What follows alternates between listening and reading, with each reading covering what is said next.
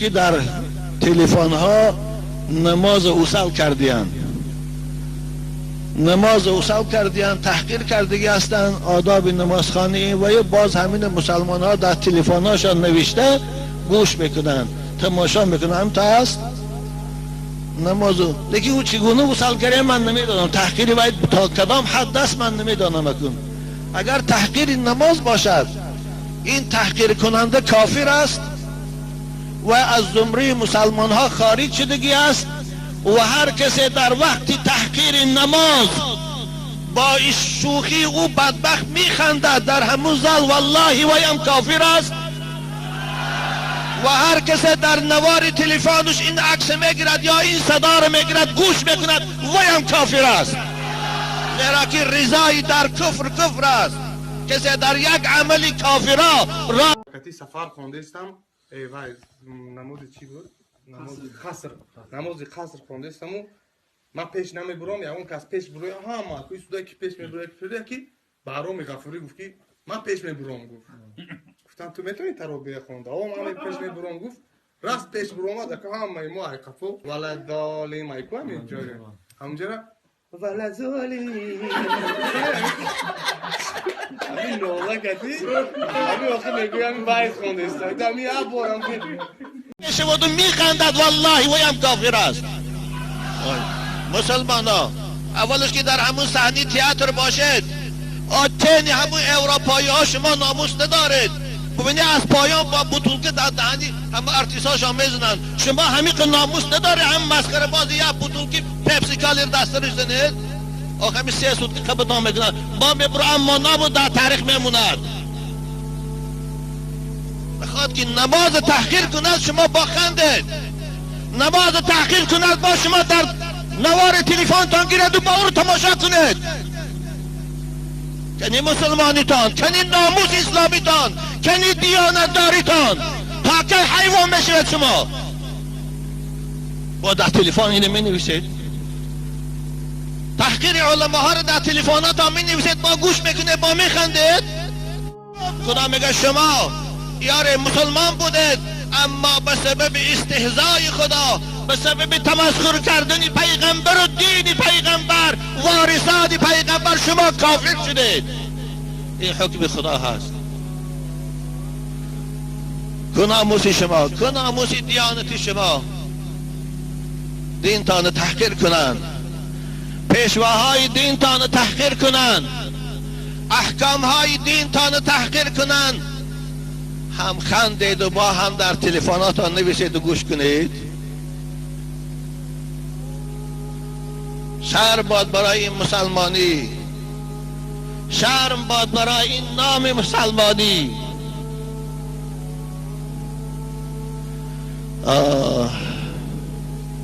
خدا رحمت کنه. علامه اقبال میگه چون به نام مصطفی خانم درود از خجالت آب میگردد وجود.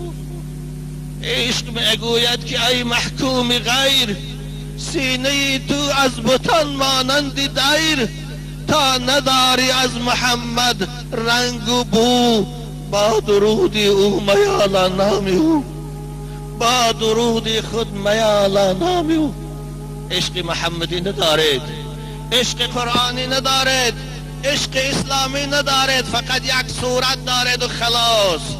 و الا مسلمان در پیشش میشود یک کس دینش تحقیر کند. مسلمان نمیشود در پیش در صحنه که 1000 که 12 6 یا سگی لعین در صحنه نماز تحقیر کند و دیگران خندند. یک عالم پیشوای دین تحقیر کند و دیگران خندند. همون 1000 تماشابی والله کافر است. من فتوا بدم از این منبر رسول اکرم، من فتوا بدم که بگید کافر گفتن اجازت علما نیست. حکم اعدام برآوردن سود میتاند، پرقرار میتاند، چون حکم خدا رو عالم ها نمیتونن گفتن.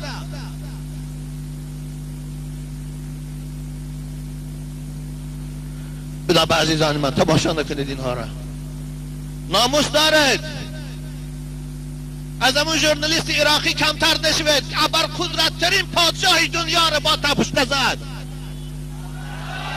شما لااقل یک ارتیسی سگ یک تشت تا توفلی زنید وای پادشاه نیست وای پرزیدنت نیست یک سگ است در صحنه یک سگ مسخره بازی میکند هویت زنید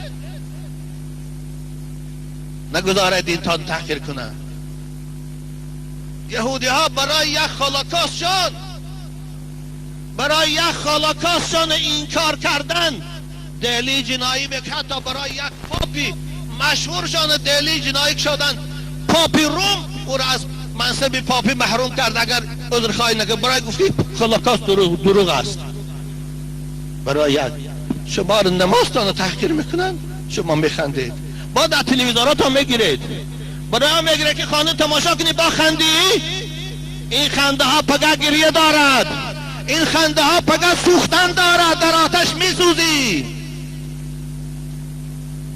وی سگی لعینی و صحنه بازگو خود کافر است قرآن در شأن وی میگوید اعوذ بالله من الشیطان الرجیم ویل لکل همزة لمزة وای برای هر کسی که تحقیر میکند مسلمان را اوصل میکند مسلمان را عیبدار میکند وای ویل کلمت عذاب کلمه عذاب است ویل کلمت هلاک الویل واد فی جهنم چاه است در دوزخ که 40 سال میپرتاین کافر سرنگون میره به پایانش نمیرسد و فیها انواع العذاب از عذاب های گوناگون در اونجا این از قرارگاه این مسخره بازا من از این منبر رسول اکرم به این مسخره بازای صحنه های تئاتر بگویم آی ناجوان مردها هرچی شوخی دارد اما دین شوخی ندارد احکام دین شوخی ندارد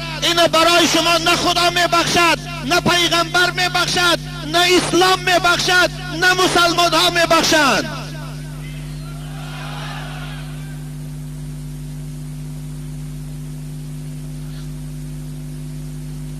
من به شما جوانا خطاب میکنم جوانای با ناموس شوید جوانای با غیرت شوید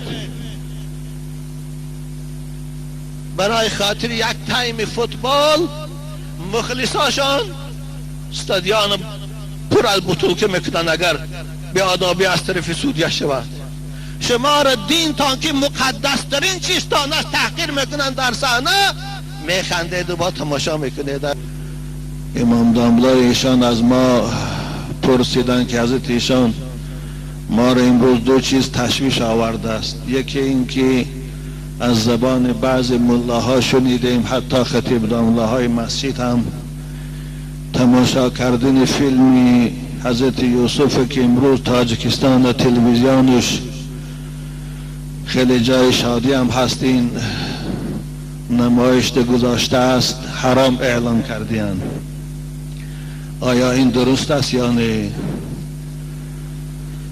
البته این خطا هست کسانی که تماشای این فیلم حرام اعلام کردن من گمان نمی کنم که اونها مسلمان هستند یا غم اسلام میخورند اگر اینها پیشتر فتوا می برآوردن می گفتن سانتا باربرا رو تماشاش حرام است و دیگر فیلم هایی که تلی سریالی که روز درا در تلویزیون می رفت یک بار آواز می برآوردن می گفتن تماشاش حرام است ما اینها را به رأس و العین قبول می کردیم اما وقتی که فتوا اینها به مقابل فیلم حضرت یوسف علیه السلام که غیر قصه قرآنی دیگر چیزی ندارد با آداب و با حجاب اسلامی است برآمده است من با ایمان کامل از این منبر رسول اکرم میگویم که اینها دست پروران یهودند اینها کسانی هستند که از معلمان خود این سفارش گرفتند برای سیاه کردن نشان دادن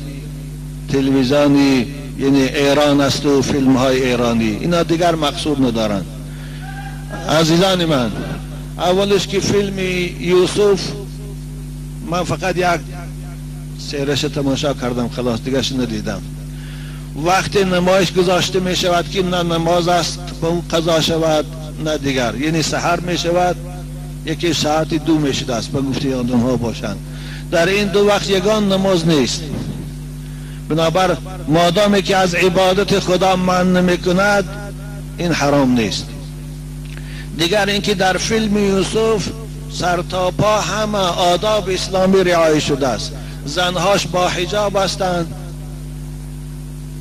پیغمبران را نامش با آداب گرفته می شود، یگان خیلی تحقیره، به آدابی نیست. آره بعضی نکته ها ایرادی با یهودی ها هست، اینها را، این دامله ها را که معلماشان یهودی ها هست، از اونجا وظیفه میخورن، از اونجا هلیگ میخورن، اونها رو نمیفاردیم، به خاطر اینا رو گوشاشان کشیدی شدن که اعلان کنه این حرام است تماشاش. باور کنید شما همون داملایی که در محلتان همین گپ میگه تماشاش حرام است، شما پرسش که باهای داملا چو یک بار پیشتر سنت بربرون نگفته حرام است؟ 17 لحظه بهار میرفت شب تا روز چون نگفته حرام است؟ این گپ سوال دادم در کار است، چو خاموش میستید شما؟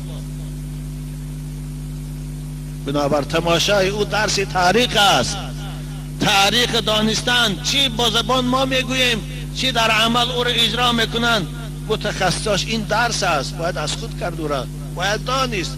هیچگاه چیزی که با چشم میبینید مانندی به گفته تاثیر ندارد. آدم ها از فیلم یوسف محبتشان به حضرت یوسف زاید میشه، محبتشان به پیغمبران الهی زاید. خیانت یهودی ها را که در همو سر شده بود آمده است تا امروز آشکار می شود. چی مگر زیان میکنیم ما؟ یا که در حال یوسف یک شخص بازی که کافر شد، پیغمبر هم یوسف هم پیغمبر بود، انسان بود، یک آدم میتونه رالی او بازی کند؟ البته این معنا نداره که اوی پیغمبر است. دیگر اینکه این فیلم ها را علمای جامع الازهر اجازت دادگی هستند تماشاشه، حتی کسب استحصال کردن شه. امروز دنیای ترغیب است، پروپاگاندا است. امروز چی گونه که دشمنان اسلام تمام راه و واسطه را استفاده میبرن برای بدنام کردن اسلام و علمای اسلام. وظیفه دار هستند حکومت دار